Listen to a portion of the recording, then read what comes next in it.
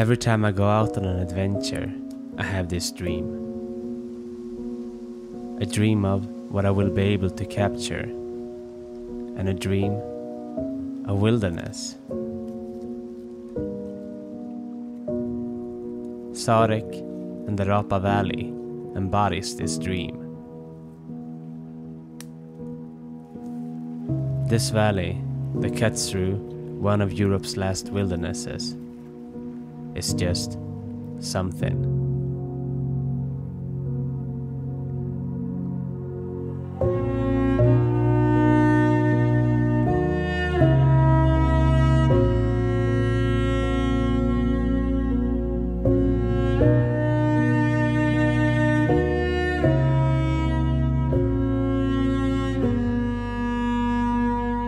I still remember the feeling I had the first time I looked down into this valley more than 10 years ago. And since, I've been back many times. Every time I learn and experience something new, I see things in a different way.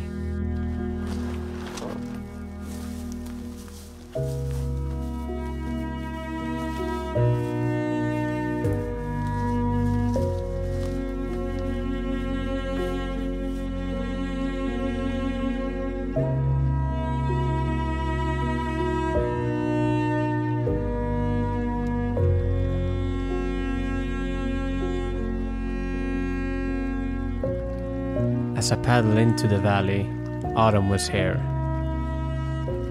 Summer slowly turning into winter. This is a beautiful time of year in the Swedish mountains.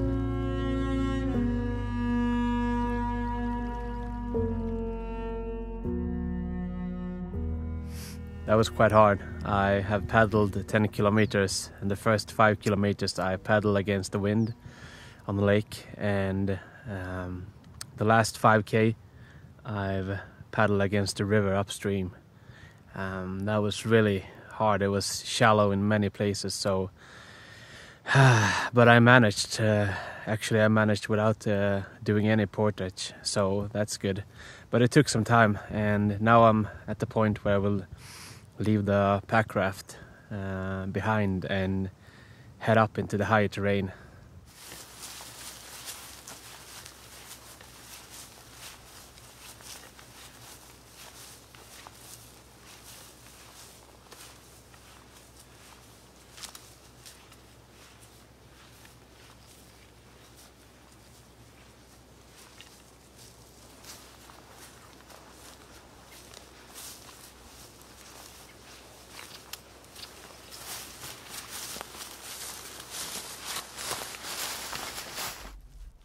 Came across some fresh bear poo, and I've seen a few now.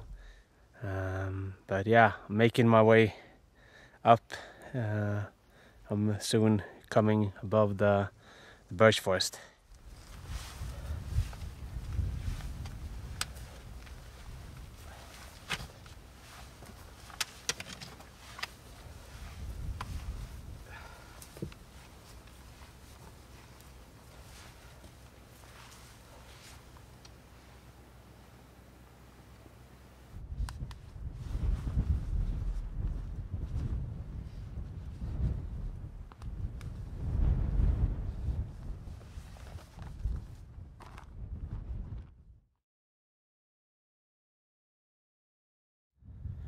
I'm waiting for the sun to rise. It's a quite cold morning, but humid in the air. Yesterday I had a long day. First paddling, like really didn't get anything for free there, and then bushwhacking up here in steep terrain. But yeah, that's what it takes.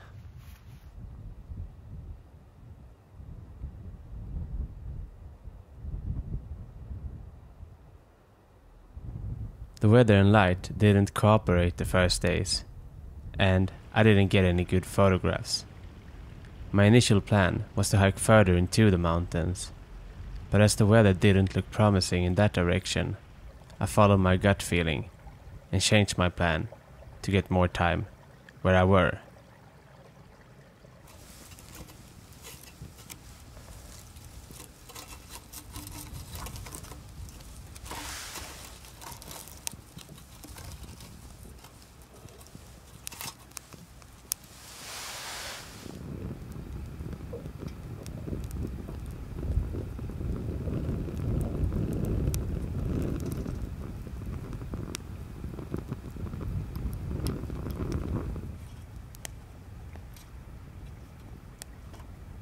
I've learned over the years that patience usually pays off.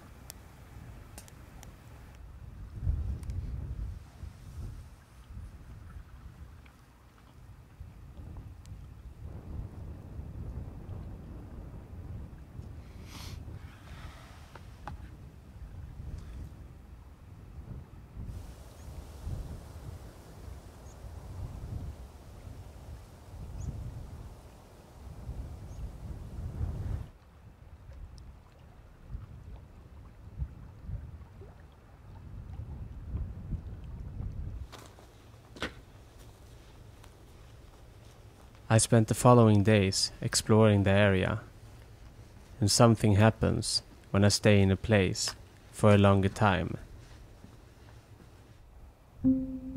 It's hard to describe, but it is as I become one with the landscape.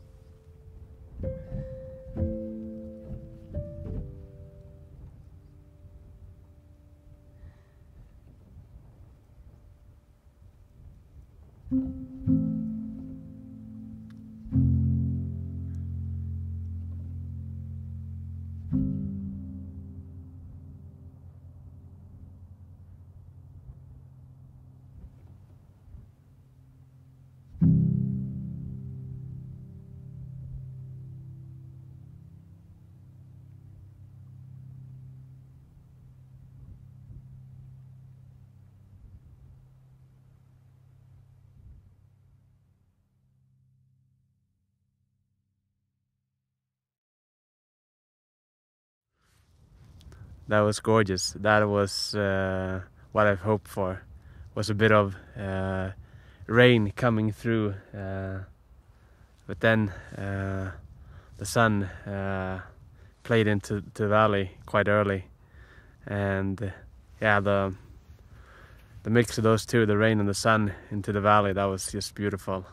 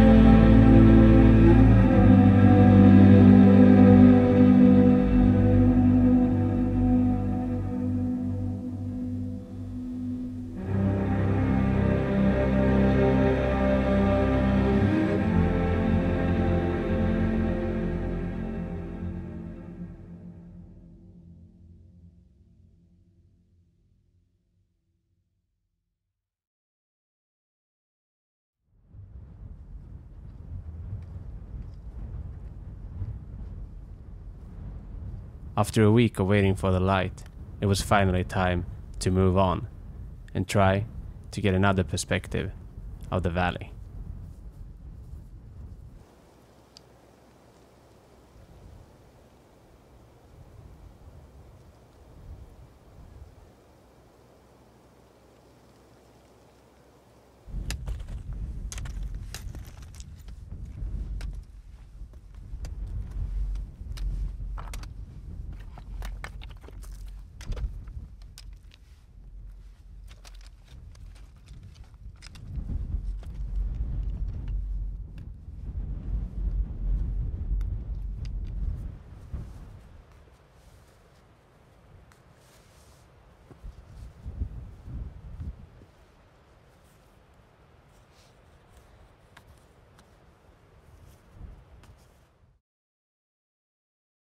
It's been really windy tonight, and it's still some wind, and it's really cold in the wind.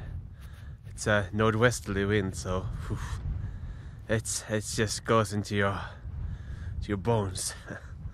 But I will try to do some photography. It's not easy when it's blowing because it's just super hard to get things sharp.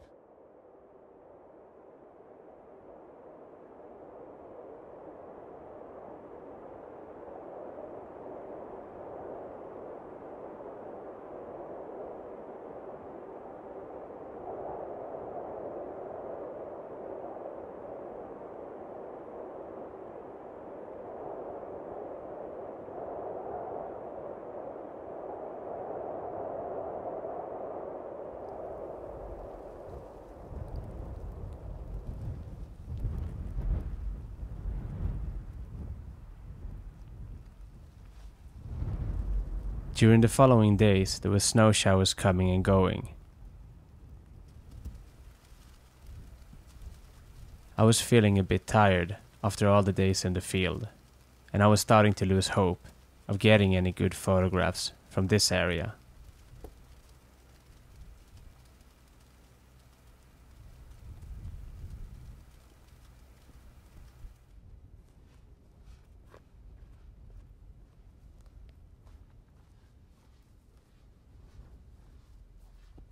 The weather forecast said it was going to blow up to a full storm the next day, and I was left with a decision to either leave the mountain or stay.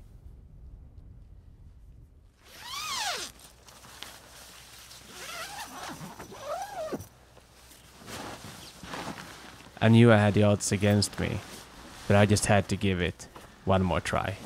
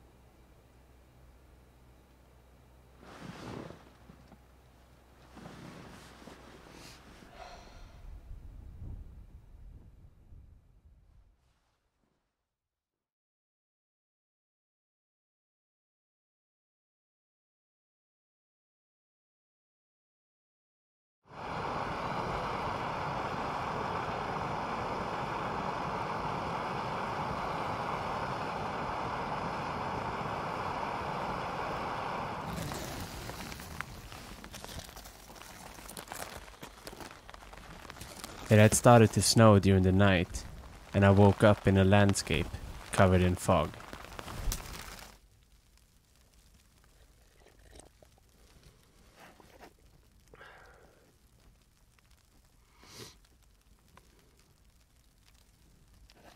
The snowfall turned into rain, and I thought to myself, it's over. But how wrong I was. The weather cleared just as the wind was picking up. It was still calm down in the valley, but where I stood, 600 meters above, on a steep, ice-covered cliff, the wind was howling around me. I had to push myself to capture this moment.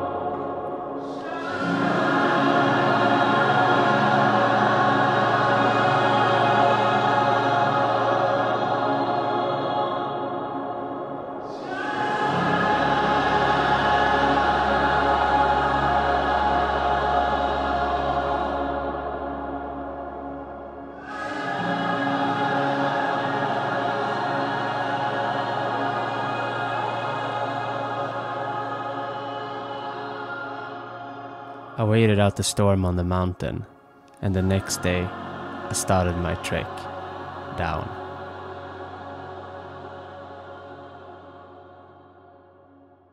I'm descending down into the valley, and I've reached a birch forest, and yeah, it's good to get away from the wind, but now the bushwhacking starts the last kilometers down to the river.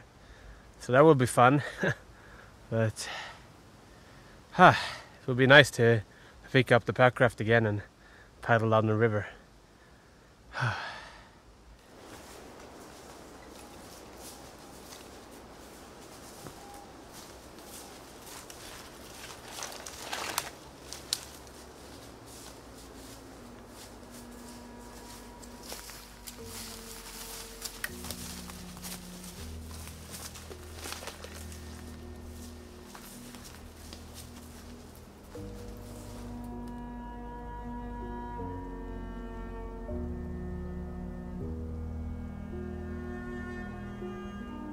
I finally reached the river and could inflate my Packraft and begin the journey home.